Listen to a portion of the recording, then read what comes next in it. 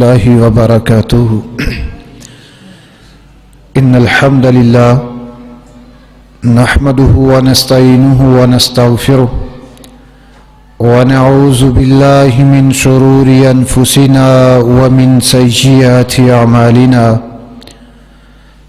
من يهده الله فلا مضل له ومن يضلل فلا هادي له وأشهد أن لا إله إلا الله وحده لا شريك له وأشهد أن محمدا عبده ورسوله صلى الله عليه وآله وسلم يا أيها الناس اتقوا ربكم الذي خلقكم من نفس واحدة وخلق منها زوجها وبث منهما رجالا كثيرا ونساء واتقوا الله الذي تساءلون به والأرحام إن الله كان عليكم رقيبا يا أيها الذين آمنوا اتقوا الله حق تقاته ولا تموتن إلا وأنتم مسلمون يا أيها الذين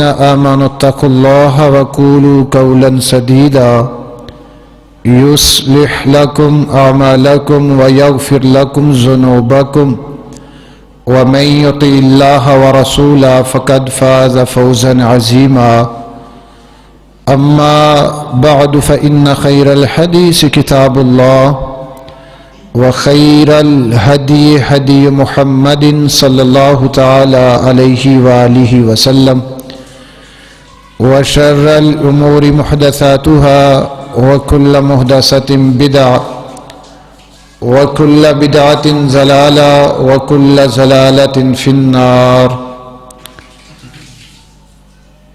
أما بعد فإن خير الحديث كتاب الله وخير الهدي هدي محمد صلى الله تعالى عليه وآله وسلم اللهم صل على محمد وعلى آل محمد كما صليت على إبراهيم وعلى آل إبراهيم إنك حميد مجيد اللهم بارك على محمد وعلى آل محمد كما باركت على إبراهيم وعلى آل إبراهيم إنك حميد مجيد اللهم رب اشرح لي صدري ويسر لي أمري واحلل عقدة من لساني يفقه قولي رب زدني علما رب زدني فهما قال الله تبارك وتعالى في القرآن المجيد والفرقان الحميد أعوذ بالله السميع العليم من الشيطان الرجيم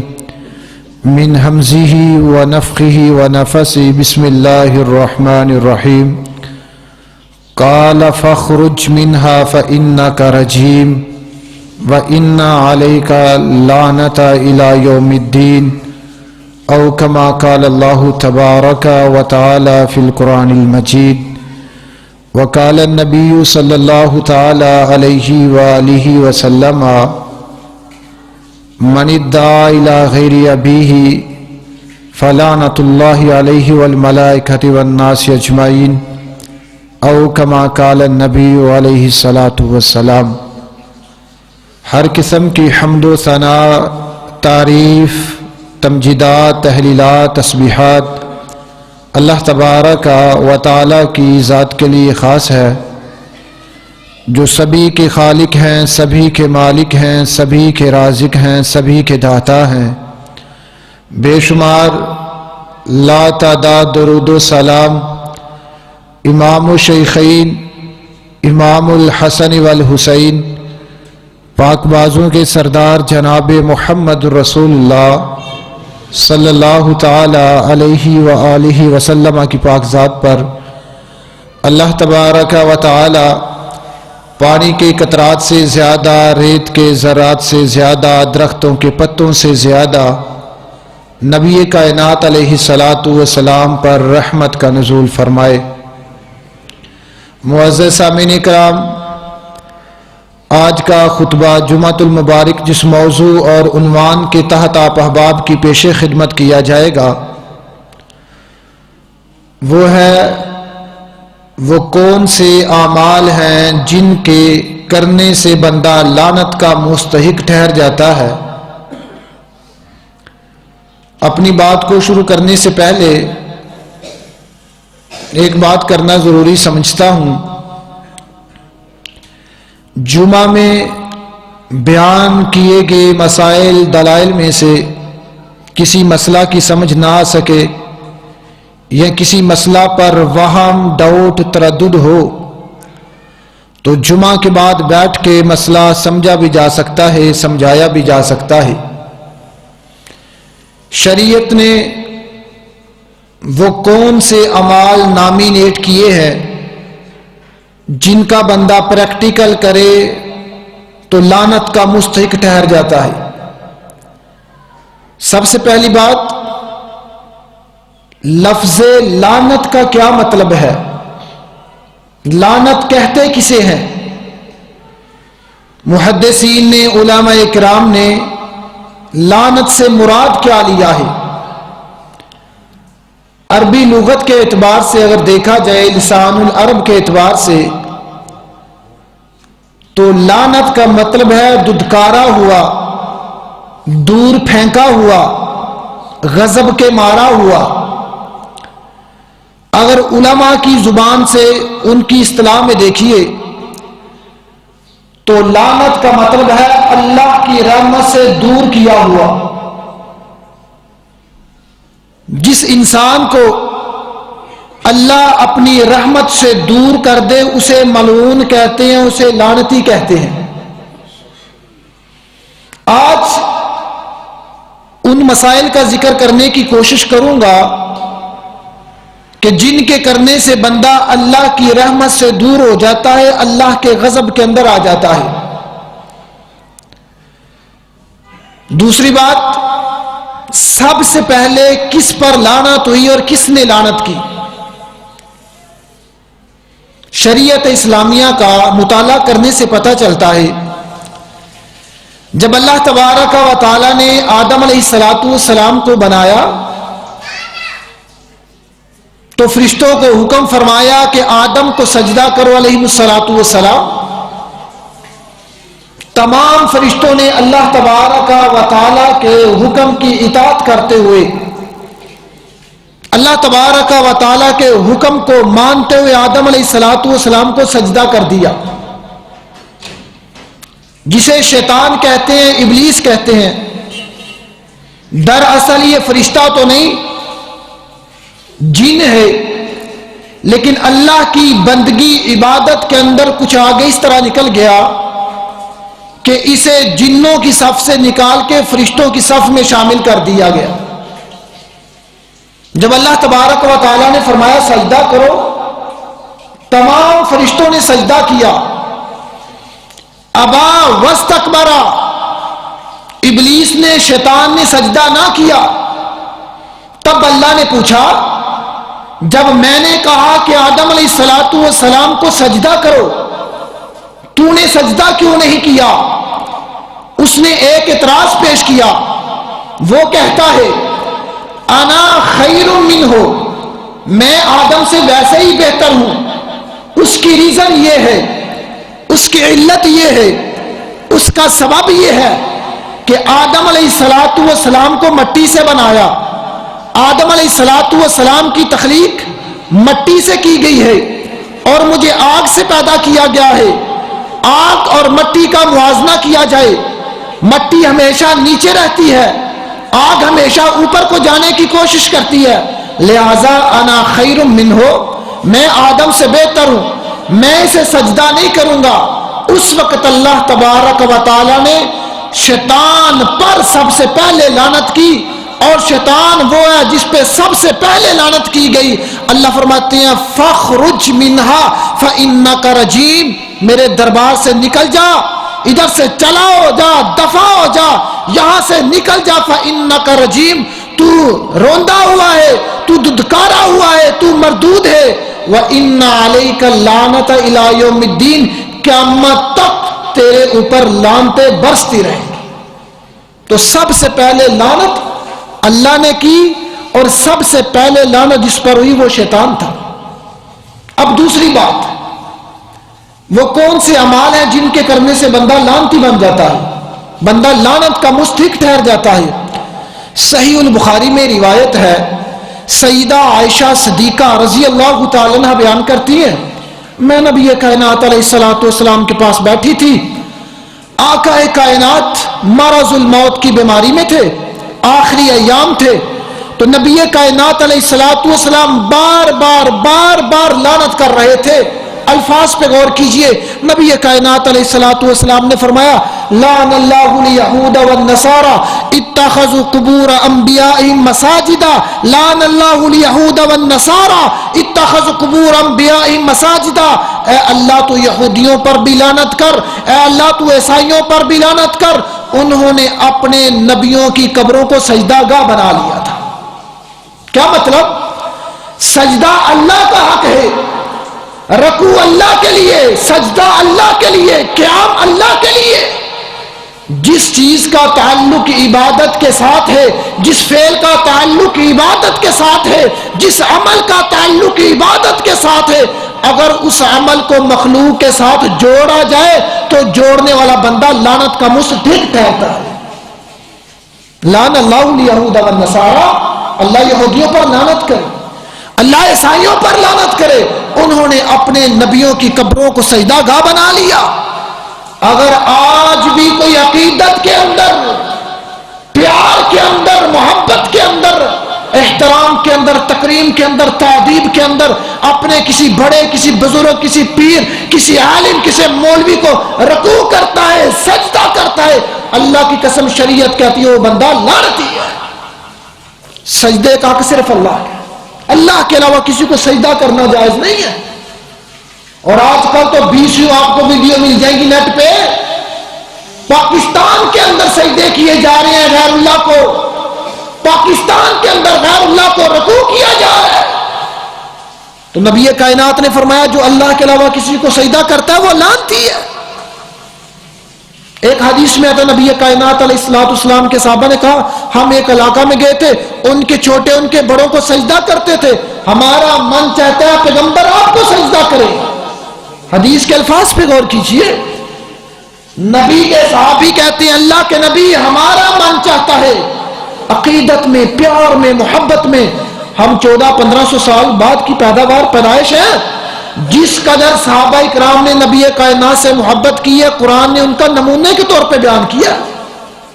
ہماری وہ محبت نہیں ہے جو صحابہ اکرام کی محبت تھی۔ تو صحابہ اکرام نے کہا اللہ کے نبی اگر آپ اجازت دیں تو ہم آپ کو سجدہ کریں؟ اللہ کے بعد سب سے بڑی ذات محمد رسول اللہ کی ذات ہے، اگر اللہ کے علاوہ کسی کو سجدہ کرنا جائز ہوتا، اللہ کے علاوہ کسی کو رکوع کرنا جائز ہوتا، رب محمد کی قسم نبی پاک کو کیا جاتا۔ لیکن نبی کائنات علیہ الصلوۃ والسلام نے کیا فرمایا؟ آقا فرماتے ہیں اللہ کے علاوہ کسی کو سجدہ کرنا جائز نہیں ہے۔ اگر اللہ کے علاوہ کسی کو سجدہ کرنا جائز ہوتا تو میں نبی حکم دیتا بیوی اپنے خاوند کو سجدہ کیا۔ تو اس حدیث سے پتہ چلتا ہے جو اللہ کے علاوہ کسی کو سجدہ کرتا ہے، اللہ کے علاوہ کسی کو رکوع کرتا ہے، شریعت کہتی ہے وہ بندہ لعنت کا مستحق ٹھہرتا ہے۔ آئیے مسلم کی ایک روایت سنیے، سیدہ عائشہ صدیقہ رضی اللہ تعالیٰ عنہ بیان کرتی ہیں میں بیٹھی تھی، پاس ام سلمہ بیٹھی تھی رضی اللہ تعالیٰ عنہ، ساتھ ہی ام حبیبہ رضی اللہ تعالیٰ عنہما بیٹھی تھی۔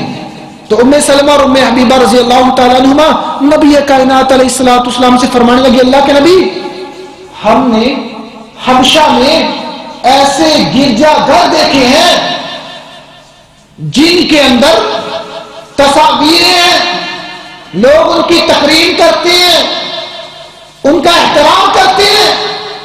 تو نبی کائنات علیہ الصلوۃ والسلام نے کیا فرمایا؟ آقا فرماتے اذا مات فیہم رجل الصالح او ابن الصالح، نبی کائنات نے فرمایا یہ پہلے لوگوں کے طریقے ہیں، جب ان کے اندر کوئی نیک آدمی فوت ہو جاتا، اللہ کا تابع دار فوت ہو جاتا، نبی کائنات علیہ الصلوۃ والسلام نے فرمایا اس کی تصویریں بنا لیتے، ان کے نقشے بنا لیتے، اپنے گھروں میں لگا لیتے، اپنی دکانوں پہ لگا لیتے، اپنی مارکیٹ پہ لگا لیتے، اپنے آفس پہ لگا لیتے، اپنے ڈیرے حویلی پہ لگا لیتے۔ نبی کائنات علیہ الصلوۃ والسلام نے فرمایا اولئک شرار الخلق عند اللہ، یہ دنیا کے سب سے بدترین لوگ ہیں جو اپنے بڑوں کی، اللہ کے تابع دار فرما بردار لوگوں کی تصویریں لگا لیتے ہیں باعث برکت، تقریم کی غرض سے، احترام کی غرض سے، محبت کی غرض سے، چاہت اور مودت کی غرض سے، عقیدت کی غرض سے۔ نبی کائنات نے فرمایا اولئک شرار الخلق عند اللہ، میں اللہ کا نبی کہتا ہوں یہ دنیا کے بدترین لوگ ہیں۔ اگر عقیدت کے ساتھ تصویر لگانا جائز ہوتی تو صحابہ کرام نبی کائنات کی تصویر لگاتے، بنا لیتے۔ نبی کائنات نے فرمایا جس گھر میں تصویر ہو اس گھر میں اللہ کا فرشتہ نہیں آتا، جس گھر میں تصویر ہو اس گھر میں اللہ کی رحمت کا فرشتہ نہیں آتا، چاہے وہ تصویر باپ کی ہو، چاہے وہ تصویر وقت کے مولوی کی ہو، چاہے وہ تصویر ولی اللہ کی ہو، چاہے وہ تصویر اللہ کے بالکل مقرب کی ہو، انسانیت میں سے جس کی بھی تصویر گھر میں ہو، نبی کائنات علیہ الصلوۃ والسلام نے فرمایا اس گھر میں اللہ کا فرشتہ نہیں آتا۔ اور ایک حدیث میں نبی کائنات علیہ الصلوۃ والسلام نے فرمایا تصویر بنانے والا بے جان درخت جاندار نہیں ہے، بے جان چیز کی تصویر بنائی جا سکتی ہے۔ شرعی مسئلہ یہ ہے تصویر بنانا حرام ہے، تصویر بنانے والا لعنتی ہے۔ تو اللہ کے علاوہ سجدہ کرنے والا، رکوع کرنے والا، عقیدت کی غرض بڑوں کی تصویروں کو گھر میں رکھنے والا، دکان پہ رکھنے والا، یہ شریعت کی مخالفت کر رہا ہوتا ہے۔ آئیے دوسرا بندہ جس پہ شریعت نے لعنت کیا، جو اللہ کو بھی تکلیف دیتا ہے، محمد رسول اللہ کو بھی تکلیف دیتا ہے۔ آپ میری بات سن کے حیران اور پریشان ہوں گے، بندہ اللہ کو کیسے تکلیف دے سکتا ہے؟ اللہ تو سپر پاور ہے، ہر چیز پہ قادر ہے، چاہے تو دن کو دن ہی رہنے دے، رات کو رات ہی رہنے دے، چاہے تو ایک منٹ نہ لگے، ایک سیکنڈ نہ لگے، ساری زمین کو ہلا دے، سارے لوگوں کو زبان پہ اللہ اللہ جاری ہو جائے۔ اللہ تو طاقتور ہے، لیکن انسان اللہ کو بھی تکلیف پہنچاتا ہے، اور جو انسان اللہ کو تکلیف پہنچاتا ہے، نبی کائنات علیہ الصلوۃ والسلام نے فرمایا یہ بندہ بھی لعنتی ہے۔ ان الذین، قرآن کریم کی آیت پہ غور کیجیے، ان الذین یؤذون اللہ ورسولہ لعنہم اللہ فی الدنیا والآخرہ وأعد لهم عذابا مہینا۔ اللہ فرماتے ہیں جو اللہ اور اس کے نبی کو تکلیف پہنچاتا ہے، ایذا پہنچاتا ہے، وہ بندہ، وہ افراد، وہ قوم، وہ جماعت، وہ گروہ، وہ فرقہ، وہ گھر، وہ گلی، وہ محلہ، وہ ملک، وہ علاقہ، اللہ فرماتے ہیں دنیا میں بھی لعنتی ہیں، قیامت کو بھی لعنتی ہیں۔ دنیا میں بھی ان پہ لعنت ہوتی رہے گی، قیامت کے دن بھی ان پہ لعنت ہوگی، اور اللہ ان کو دردناک رسوا کن عذاب کے اندر مبتلا کریں گے۔ اللہ کو تکلیف بندہ کیسے پہنچا سکتا ہے؟ بخاری کی روایت نبی کائنات علیہ الصلوۃ والسلام نے فرمایا، دو روایتیں سماعت فرمائی۔ پہلی روایت اللہ فرماتے ہیں، نبی کائنات نے فرمایا، اللہ فرماتے ہیں حدیث قدسی ہے، یسبنی ابن آدم، ابن آدم کا بیٹا مجھے گالیاں دیتا ہے۔ دوسری حدیث کے الفاظ سنیے، یوزینی ابن آدم، ابن آدم کا بیٹا مجھے تکلیف دیتا ہے، ابن آدم کا بیٹا مجھے گالی دیتا ہے۔ یسب الدہر، جب وہ زمانے کو گالی دیتا ہے کہ زمانہ اچھا نہیں ہے، جو بندہ زمانے کو گالی دیتا ہے وہ دراصل اللہ کو گالی دے رہا ہوتا ہے۔ نبی کائنات نے فرمایا، اللہ فرماتی ہے انا الدہر انا اقلب اللیل والنہار، کائنات کے لوگوں دن رات کی گردش کو، دن رات کے بدلنے کو زمانہ کہتے ہیں۔ دن کو بھی میں بدلتا ہوں، رات کو بھی میں بدلتا ہوں، رات کو بھی میں بدلتا ہوں، دن رات کی گردش کو زمانہ کہتے ہیں۔ دراصل جو بندہ زمانے کو گالی دیتا ہے وہ زمانے کو گالی نہیں دیتا، اللہ کی ذات کو گالی دے رہا ہوتا ہے۔ ہم اپنی دکان پہ بیٹھ کے، گھر میں بیٹھ کے، دوست کی محفل میں بیٹھ کے گناہ اپنے ہوتے ہیں۔ دنیا میں زلزلے آتے ہیں، عذاب آتے ہیں، سمندروں میں طوفان آتے ہیں، شریعت کہتی ہے اپنی ماں کا سبق بالناس، دنیا میں جو بھی مصیبت ہے، جو بھی زلزلہ ہے، یہ سب ابن آدم کے ہاتھوں کی کمائی ہے۔ ہم اپنی دکان پہ بیٹھ کے کہہ دیتے ہیں پڑھے لکھے لوگ ہیں، کالج کے یونیورسٹی کے اسٹوڈنٹ ہیں، آفس میں کام کرنے والے ہیں، تاجر ہے، بزنس پرسن ہے، زمانہ ٹھیک نہیں ہے، زمانہ ٹھیک ہے، زمانے میں رہنے والے ٹھیک نہیں ہے۔ دراصل بات یہ ہے، جس طرح پنجابی میں مثال یہ معروف ہے نا، کسی بندے سے حلف لیا جائے گا، ہاتھ میں قرآن پکڑ کے کہہ دو تم نے یہ کام نہیں کیا، اگر اس نے کیا ہو تو وہ کہتا ہے میں نے نہیں کیا، اس نے جھوٹ بولا، ہم باہر جا کے کہتے ہیں اور فلانے بدلے جھوٹا قرآن چپ چلے، اور قرآن جھوٹا نہیں ہے، کہنا یہ چاہیے تھا اس نے ہاتھ میں قرآن پکڑ کے جھوٹ بول دیا۔ ہمیں اپنی مذہبی کتاب کی تقریر کا بھی پتہ نہ چلا، ہم نے گلی گلی بازار بازار دکان دکان اس آواز کو بلند کر دیا فلاں آدمی نے جھوٹا قرآن اٹھا دیا، اور ظالم قرآن جھوٹا نہیں ہے، اٹھانے والے نے ہاتھ میں قرآن پکڑ کے جھوٹ بول دیا۔ اسی طرح زمانہ برا نہیں ہے، زمانے میں رہنے والوں کے اعمال افعال اچھے نہیں ہیں۔ نبی کائنات علیہ الصلوۃ والسلام نے فرمایا پہلی بات، جو بندہ زمانے کو گالی دیتا ہے، زمانے کو اچھا نہیں کہتا، دراصل وہ اللہ کی خلاف ورزی کر رہا ہوتا ہے، اللہ کے خلاف بات کر رہا ہوتا ہے۔ اور دوسری بات، شریعت کہتی ہے، اللہ فرماتے ہیں، انسان کہتے ہیں وَقَالُوا اتَّخَذَ الرَّحْمَنُ وَلَدًا، اللہ کی اولاد ہے، اللہ کا حصہ ہے، اللہ کا جز ہے، جبکہ میں لم یلد ولم یولد، میں کسی کا باپ نہیں، میرا کوئی باپ نہیں، میں کسی کا بیٹا نہیں، میرا کوئی بیٹا نہیں۔ یہودیوں نے کہا عزیر اللہ کا بیٹا، فرمایا لعنتی ہے۔ عیسائیوں نے کہا عیسیٰ علیہ السلام اللہ کے بیٹے، فرمایا لعنتی ہے، قیامت تک لعنتیں پڑتی رہیں گے۔ اللہ وجہ کیا ہے؟ فرمایا لم یلد ولم یولد، میں کسی کا باپ نہیں، کسی کا بیٹا نہیں، میرا کوئی باپ نہیں، میرا کوئی بیٹا نہیں، میرا قربہ نہیں، قبیلہ نہیں، خاندان نہیں، برادری نہیں، ددیال نہیں، ننیال نہیں، میکے نہیں، سسرال نہیں۔ فرمایا یہ تو رشتے ناطے تعلق ریلیشن تو بڑی دور کی بات ہے، میں رب کہتا ہوں لیس کمثلہ شیء، میرا تو کوئی ہم مثال بھی نہیں۔ جو اللہ کا کسی کو جز ٹھہرائے وہ بندہ لعنتی ہوتا ہے۔ یہودیوں نے کہا وقالت الیہود عزیر ابن اللہ، اللہ ناراض ہو گئے۔ عیسائیوں نے کہا عیسیٰ علیہ السلام اللہ کے بیٹے ہیں، اللہ ناراض ہو گئے۔ اللہ فرماتے ہیں لم یلد الاول الآخر، شروع سے ہوں، ازل سے ہوں، اب تک رہوں گا، میرا جز حصہ نہیں ہے۔ جو عقیدت میں، پیار میں، محبت میں، چاہت میں کسی نبی کو، کسی ولی کو اللہ کا جز بنا دے، اللہ کا حصہ ٹھہرا دے، شریعت کہتے ہیں یہ بندہ لعنت کا مستحق ٹھہر جاتا ہے۔ اللہ کو تکلیف پہنچانے سے مراد اللہ کا کسی کو حصہ ٹھہرا دینا، اللہ کو تکلیف دینے کا مطلب زمانے کو برا کہنا، اور نبی کائنات علیہ الصلوۃ والسلام کو تکلیف دینے والا بھی بندہ لعنتی ہوتا ہے۔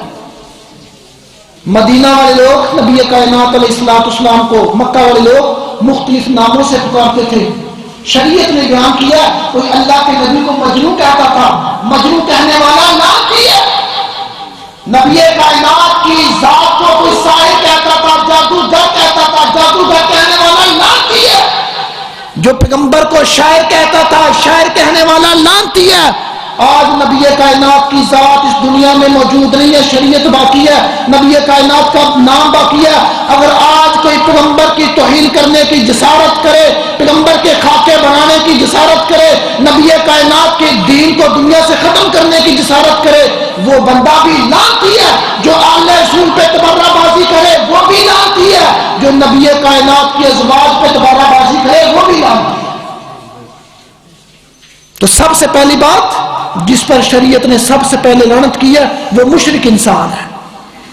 دنیا کا سب سے بڑا لعنتی مشرک، اس کے بعد دوسرا لعنتی جو اللہ رسول کو تکلیف پہنچاتا ہے، اور تیسرا بندہ جس پر شریعت نے لعنت کی ہے۔ نبی کائنات علیہ الصلوۃ والسلام نے فرمایا من سب صحابی فعلیہ لعنت اللہ والملائکۃ والناس اجمعین، تیسرا وہ بندہ جو میرے کسی بھی صحابی کو طعن و تشنیع کا سبب بناتا ہے، کسی بھی صحابی پہ تبرہ بازی کرتا ہے، اس صحابی کا تعلق اہل بیت کے ساتھ ہو، اس صحابی کا تعلق عشرہ مبشرہ کے ساتھ ہو، اس صحابی کا تعلق بدر کے ساتھ ہو، احد کے ساتھ ہو، حنین کے ساتھ ہو، جس بندے نے بھی نبی کائنات کے ہاتھ پہ ہاتھ رکھ کے اسلام کو قبول کر لیا، اسلام پہ فوت ہو گیا، نبی کائنات کے صحابی بن گئے، اللہ کے نبی کائنات کے رفیق سفر بن گئے.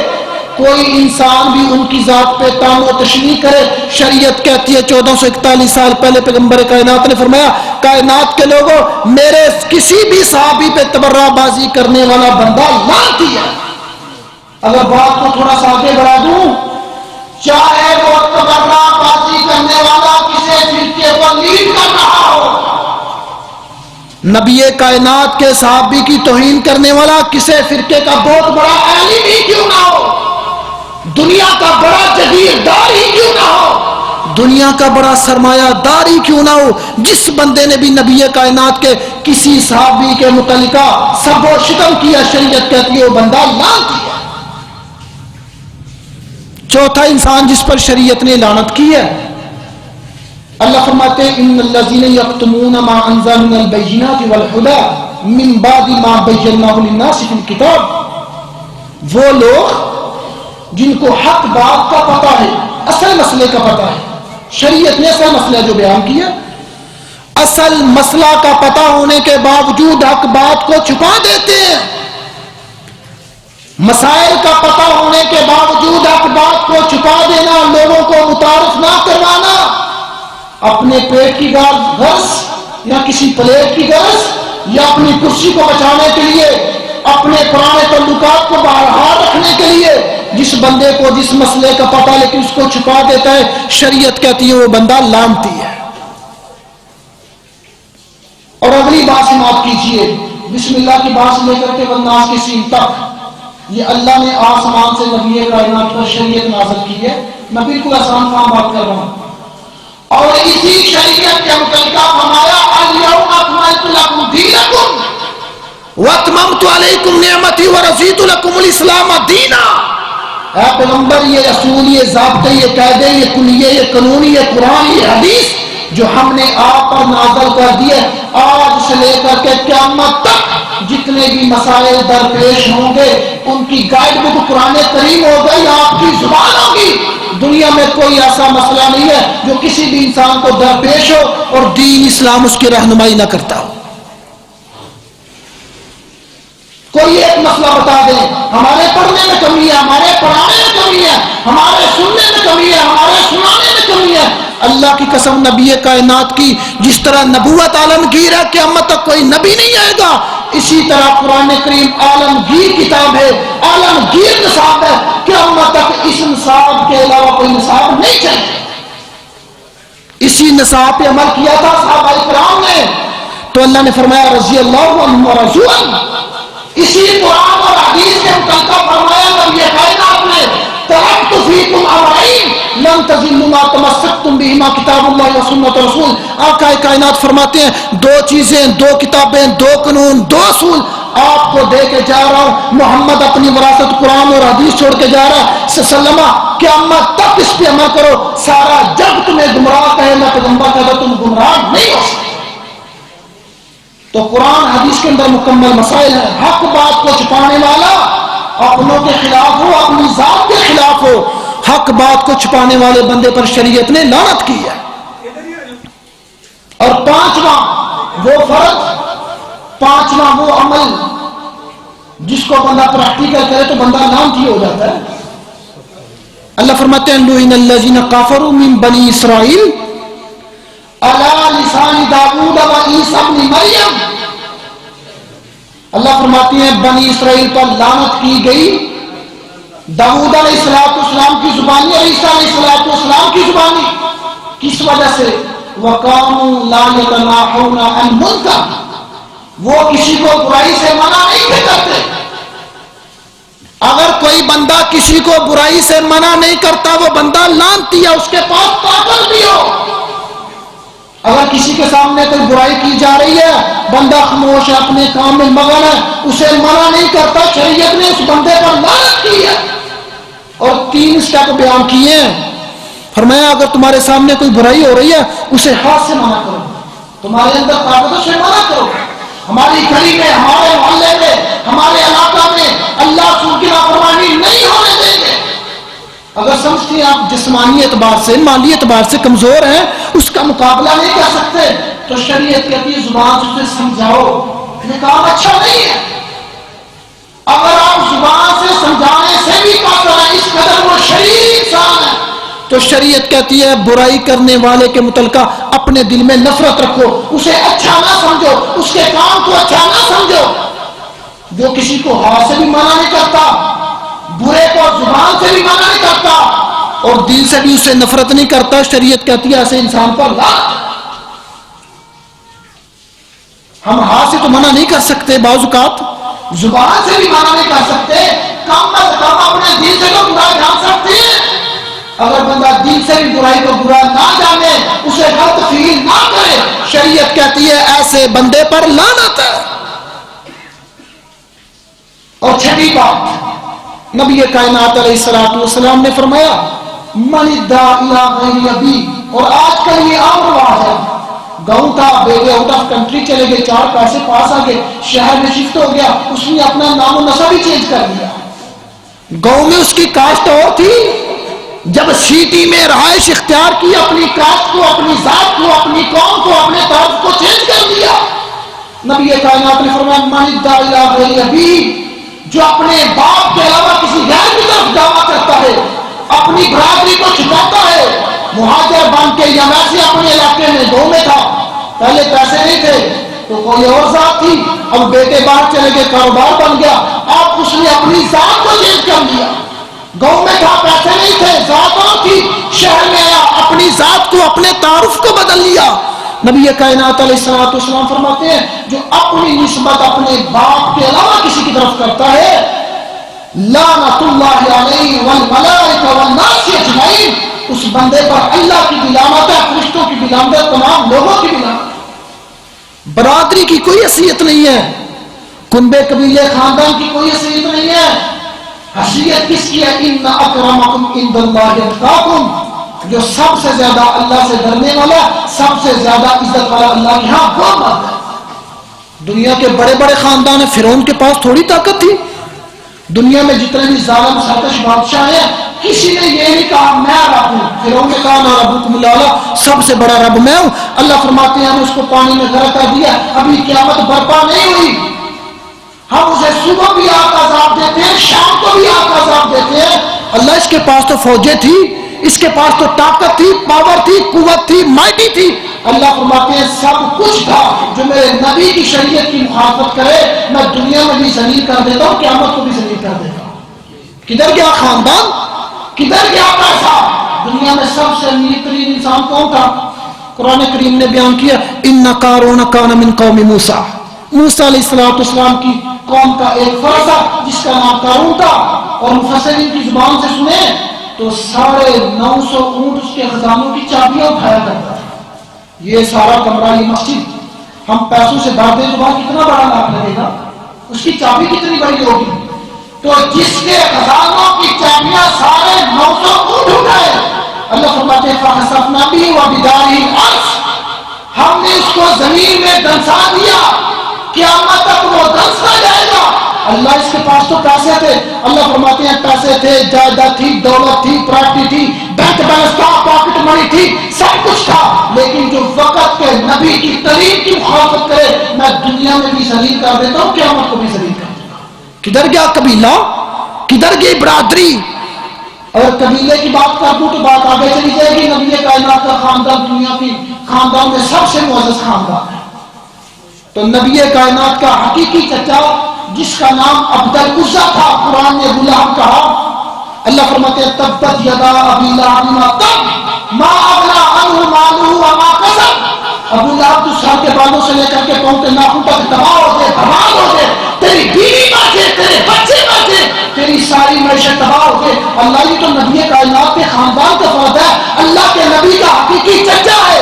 اللہ فرماتے ہیں دنیا کے بڑے سے بڑے خاندان کا فرد ہی کیوں نہ ہو، جو میرے نبی کی تعلیم کی مخالفت کرے، میرے پیغمبر کے پریش کی مخالفت کرے، میں دنیا میں بھی ذلیل کر دیتا ہوں، قیامت کو بھی ذلیل کر دیتا ہوں۔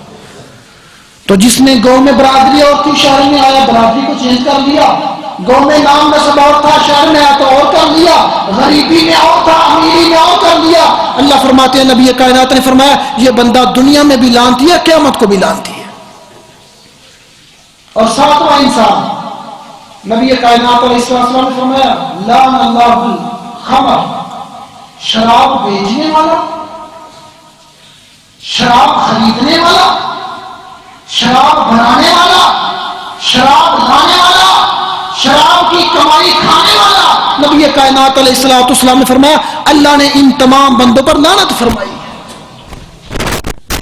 ایک نشہ ہے، بات کرتے ہیں جی بیماری کے لیے استعمال کی جا سکتی ہے، بڑے بڑے حکیم ماشاءاللہ دنیا میں بڑے بڑے ڈاکٹر ہیں، ایک بیماری کے لیے استعمال کی جا سکتی ہے۔ بات کو سنیے، جو حرام چیز ہے سارا جگ کا اس میں شفا ہے، میرے پیغمبر نے فرمایا اللہ نے حرام چیز میں شفا نہیں رکھی۔ اور کہا جاتا ہے اگر ایک گلاس شراب کا ہونا آپ آدھا پی لیں آپ کو نشہ نہیں ہوتا، آپ آدھا پی سکتے ہیں۔ جس کو شریعت نے حرام قرار دیا آدھا تو بڑی دور کی بات ہے، اللہ کی قسم اس کا ایک گھونٹ پینا بھی حرام ہے۔ تو شراب کے متعلقہ جتنے بھی افراد ہیں، لانے والا، خریدنے والا، پینے والا، پلانے والا، بیچنے والا، اس کی کمائی کھانے والا، ان کو دکان رینٹ پہ دینے والا، ان کو کارخانہ رینٹ پہ دینے والا، ان کی بیٹھک کرنے والا، شریعت نے ان تمام افراد پر لعنت کی۔ اور سود کھانے والے پر بھی لعنت ہے۔ اس کی مثال بالکل آسان، ہمارے معاشرے کے مطابق بندے کے پاس بیلنس نہیں ہے، اس نے کمپنی سے ایڈوانس لے لیا، میں کسی کمپنی کی وکالت نہیں کرتا، مسئلہ سمجھانے کی بس بات کر رہا ہوں، اس نے 10 روپے ادھارے لیے، کمپنی جب اس نے لوڈ کروایا تو کمپنی نے 12 روپے یا 15 روپے کاٹ لیے، اوپر والے 2 روپے یا 3 روپے یہ سود کی شکل میں آتے ہیں۔ شریعت کہتی ہے اگر تم نے کسی کو قرض دیا تو اچھی بات ہے، جتنا قرض دیا اتنا ہی قرض لو، لیے تھے کمپنی سے 10، اس نے کاٹے آپ سے 15 یا 13 یا 12، 1 روپیہ 2 3 4 5 جتنے بھی ہیں وہ سود کی شکل میں آتے ہیں۔ نبی کائنات نے فرمایا لعن رسول اللہ آکل الربا و موکلہ، سود لینے والے پر بھی لعنت ہے، سود دینے والے پر بھی لعنت ہے، سود کھانے والے پر بھی لعنت ہے، سود کھلانے والے پر بھی لعنت ہے، اور سود کی کتابت کرنے والے پر بھی لعنت ہے، اور سود کے معاملے میں دعا بھرنے والے پر بھی لعنت ہے۔ ہم 3 روپے کا سود لیتے ہیں اکثر، یہ ہمارے اسے سود سمجھا نہیں جاتا، اور اس کا پتہ کتنا بڑا گناہ ہے، کتنا بڑا گناہ۔ نبی کائنات نے فرمایا جو سود کا 1 درہم استعمال کرتا ہے، جو سود کا 1 دینار استعمال کرتا ہے، حدیث کے الفاظ شاید آپ نے بھی سماعت کر چکے ہیں، اللہ کے نبی کائنات نے فرمایا سود کا 1 درہم استعمال کرنا ایسے ہے جیسے 70 دفعہ اپنی ماں کے ساتھ منہ کالا کرنا۔ میں 200 کی محفل میں بیٹھا، میرے پاس بیلنس نہیں ہے، اسے بلانا جانا کہا تھا، کسی کو کال کرنی تھی، جانا تھا کھانے پینے کے لیے، جانا تھا پارک گھومنے کے لیے، موبائل میں بیلنس نہیں تھا، اس نے ایڈوانس لے کے کال کر لی، اسے نہیں پتا میں کتنا بڑا جرم کر بیٹھا ہوں۔ اور شریعت کہتی ہے جو سود کا کام کرتا ہے وہ بندہ اللہ سے جنگ کر رہا ہوتا ہے، اللہ کے مخالف چل رہا ہوتا ہے، اللہ کے مقابلے میں آنے کی کوشش کر رہا ہوتا ہے۔ تو پیارے بھائیوں، جن کاموں پہ شریعت نے لعنت کی ہے ایسے کاموں سے بچنا چاہیے، جن کاموں کے کرنے کی شریعت نے ترغیب دی ہے وہ کام کرنے چاہیے۔ آخری بات سنا کے بات کو مکمل کرتے ہیں۔ نبی کائنات علیہ السلام نے فرمایا جو مرد عورتوں کی مشابہت کرتا ہے، جو عورت مردوں کی مشابہت کرتی ہے، مرد عورتوں کی طرح کپڑے پہنتے ہیں، ساڑی پہنتے ہیں، عورتیں مردوں کی طرح لباس پہننے کی کوشش کرتی ہیں، آپس میں کسی بھی اعتبار سے وہ ایک دوسرے کے مشابہ کام کرتی ہو، اگر مرد کرتا تو مرد بھی آتی ہے، اگر عورت کرتی ہے تو عورت بھی آتی ہے۔ اور حدیث میں آتا ہے جو عورت اپنی خوبصورتی بڑھانے کے لیے اپنے دانتوں میں سوراخ کرتی ہے وہ عورت نہ آتی ہے، اپنے چہرے کے بال کو اکھاڑتی ہے وہ عورت نہ آتی ہے۔ تو کوشش کریں جو ہمارے ماتحت لوگ ہیں، بھائی کی شکل میں، بہن کی شکل میں، بیٹے کی شکل میں، بیٹی کی شکل میں، دوست احباب کی شکل میں، جو ہماری بات کو مانتے ہیں، سنتے ہیں، ان کو ایسے کاموں سے بچنے کی ترغیب دیں، ان کو ایسے کاموں سے بچنے کی تلقین کریں جن پر اللہ رسول نے لعنت کی ہے۔ اللہ تعالیٰ سے دعا کو کچھ بیان کیا، آپ احباب نے سماعت کیا، اللہ اس پہ عمل کرنے کی توفیق عطا فرمائے۔ وما توفیقی الا باللہ علیہ توکلت و الیہ۔